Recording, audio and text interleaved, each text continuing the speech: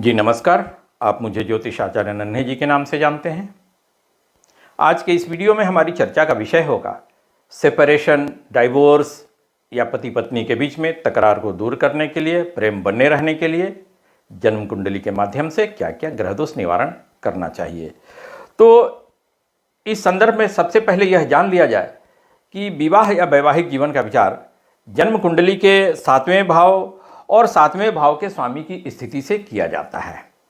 फिर अगर स्त्री जातक की कुंडली का विचार किया जा रहा है तब पति के कारक ग्रह बृहस्पति की स्थिति का विचार करना होता है, और अगर पुरुष जातक की कुंडली का विचार किया जा रहा है तब जन्म कुंडली में पत्नी के कारक ग्रह शुक्र की स्थिति का विचार करना होता है।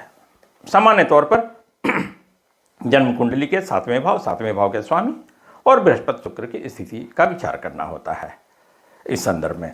लेकिन किसी किसी जातक की जन्म कुंडली में जन्म कुंडली के दूसरे भाव, जन्म कुंडली के नवम भाव जो कि भाग्य स्थान, स्त्रियों के लिए सौभाग्य स्थान, फिर जन्म कुंडली का प्रथम भाव यानी जन्म लगन का भी विचार करना होता है, वह किसी किसी जन्म कुंडली में।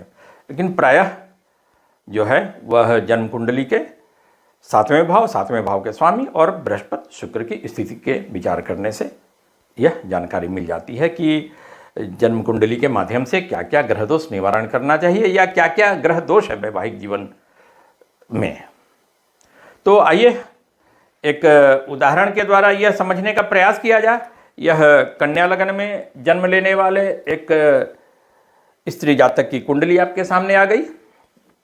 इस जन्म कुंडली के 7वें भाव को देखा जाए, 7वें भाव में जहाँ 12 नंबर लिखा है, नंबर 12 लिखा है 7वें भाव में, वह मीन राशि है। 12 नंबर का मतलब हो गया मीन राशि। 7वें भाव में कोई भी ग्रह नहीं बैठे हुए हैं। अब देखा जाए कि इस जन्म कुंडली के 7वें भाव पर, विवाह स्थान, पति स्थान पर किन किन ग्रहों की दृष्टि पड़ रही है।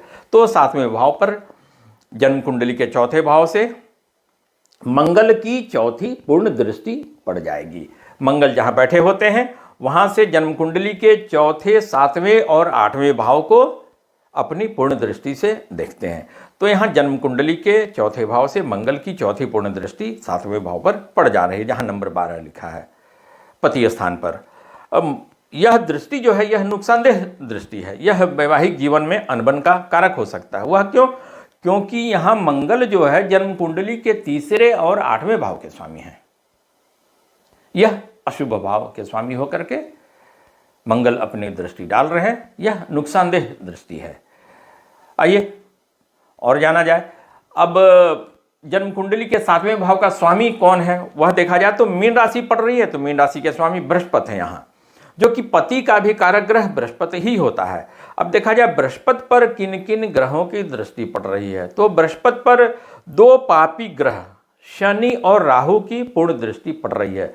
यह दोनों पापी ग्रह जो हैं यह विच्छेद कारक ग्रह भी कहे जाते हैं, यानी सेपरेटिव प्लैनेट भी कहे जाते हैं।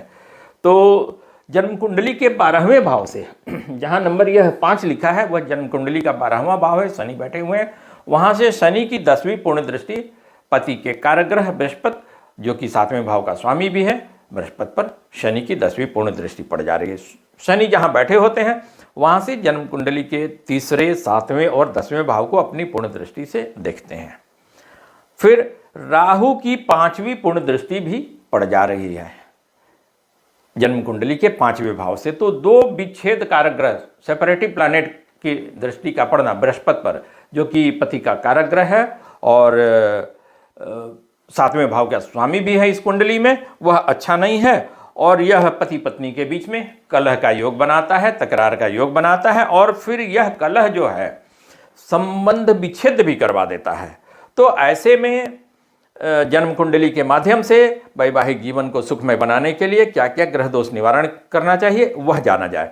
तो यहाँ देखा जाए जन्म कुंडली के 7वें भाव का स्वामी बृहस्पति, जो कि पति का भी कारक ग्रह होता है बृहस्पति ही, वह 2 पापी ग्रह शनि और राहु के पाप प्रभाव से पीड़ित है। और ऐसे में बृहस्पति का रत्न पीला पुखराज धारण करना इस स्त्री जातक के लिए बड़ा अच्छा रहेगा। और फिर